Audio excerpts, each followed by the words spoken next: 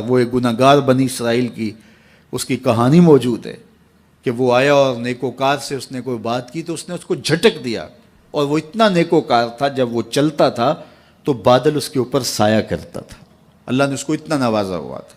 لیکن گناہگار کو دیکھ کر کے اس کے اندر نفرت کے جذبات پیدا ہوئے، اس نے کہا میرے سے بات نہ کر، پیچھے ہٹ جا۔ اللہ اکبر! تو وہ بیچارہ بڑا رویا کہ مالک میں اتنا گناہگار ہوں کہ تیرے پاک بندے مجھے اپنے پاس بٹھانے کے لیے بھی تیار نہیں۔ دل ٹوٹا، شکستگی پیدا ہوئی، کہا لیکن مالک تیری مرضی، اور واپس پلٹا۔ لیکن جب واپس پلٹا تو وہ بادل کا سایہ جو اس نیکوکار پہ تھا وہ سایہ اس گناہگار کے سر پہ آ گیا۔ تو وہ کرم نوازی جس پہ فرما دے، اس کے سارے بندے ہیں۔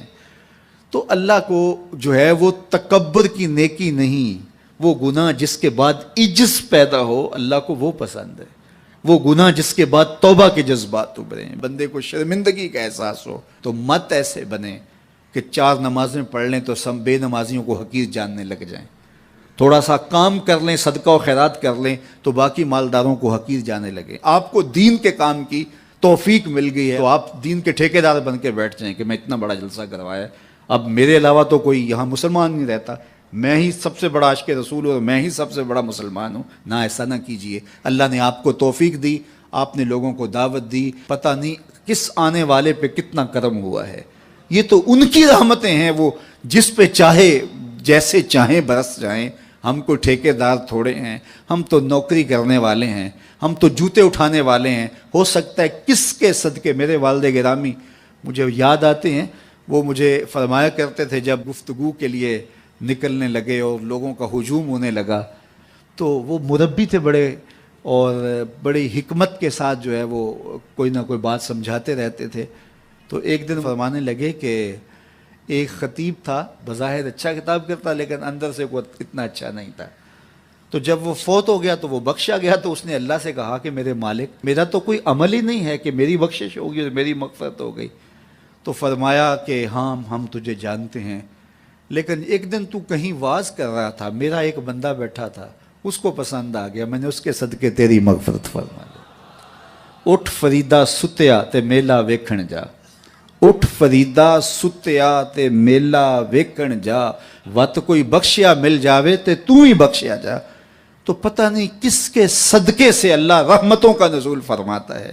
بے عمل کو دیکھ کر کے اس سے نفرت نہیں ہے، نفرت تو گناہ سے ہے، گناہگار سے نہیں ہے، لیکن کوشش کی جائے کہ یہ عمل بد چھوڑ دے۔ اللہ اکبر! ایک جنازہ گزرا اور وہ جنازہ کسی غیر مسلم کا تھا تو چشمان رحمت میں آنسو آ گئے۔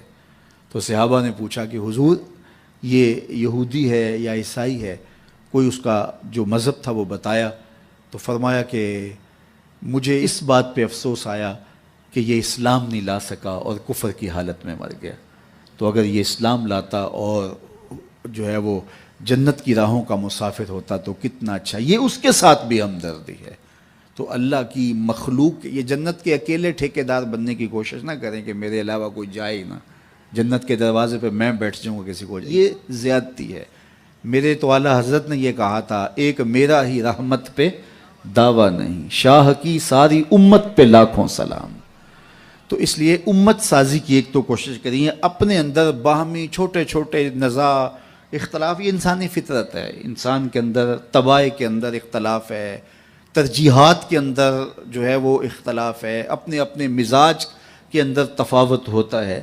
تو ایسا نہ ہو کہ چھوٹی چھوٹی باتوں سے آپ جو ہے وہ امت کو پھاڑ چیر کے رکھ دیں، نہیں، بلکہ امت کا جو تصور ہے اس کو قائم رہنا چاہیے۔ تو گناہ کے بعد جب انسان کے اندر ندامت کا اظہار ہوتا ہے، وہ جو آنسو ٹپکتے ہیں، بندہ اپنے آپ کو چھوٹا سمجھتا ہے، میں اتنا گناہگار، میں پاپی، میں مجرم، میں میلا اتھرو، جب وہ اپنے آپ کو دیکھتا ہے کہ میں اتنا برا شخص ہوں تو پھر اللہ کی رحمتیں اس کے اوپر متوجہ ہوتی ہیں۔ تو اس کو پسند ہے کہ جب بندے اس کے حضور عاجزی کرتے ہیں، اس کے حضور معافی مانگتے ہیں، تو مت کسی کو حقیر جاننا کہ یہ گناہگار ہے، نہ جانے اس کا انجام کیا ہو۔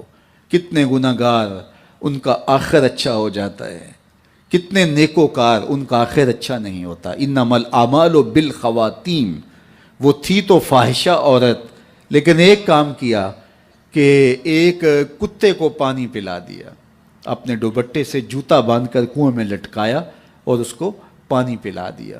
حدیث پاک میں آتا ہے اللہ اس کے صدقے سے اس کی خطائیں معاف فرما دی. اور ایک نے بلی کو مار دیا خاتون کو، اور وہ جہنم کی آگ میں جلنے لگی.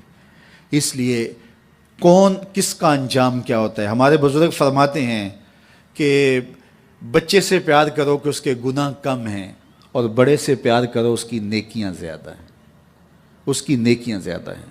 چھوٹے سے اس لیے پیار کہ اس کے گناہ کم ہوں گے، اور بڑے سے اس لیے پیار کہ اس کی نیکیاں زیادہ ہوں گی. اور اسی طرح جو ہے وہ خیال کرو کہ ہو سکتا ہے اس کا انجام بخیر ہو جائے اور اس کا آخر کتنا خوبصورت ہو. تو مت کسی کو حقیر جانیے گا. ایک میرا ہی رحمت پہ دعویٰ نہیں، شاہ کی ساری امت پہ لاکھوں سلام.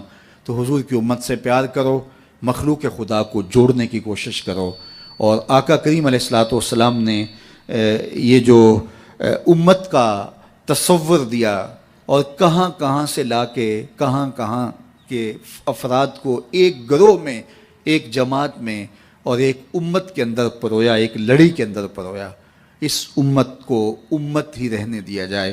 اللہ مجھے آپ کو اپنی پناہوں کا حصار عطا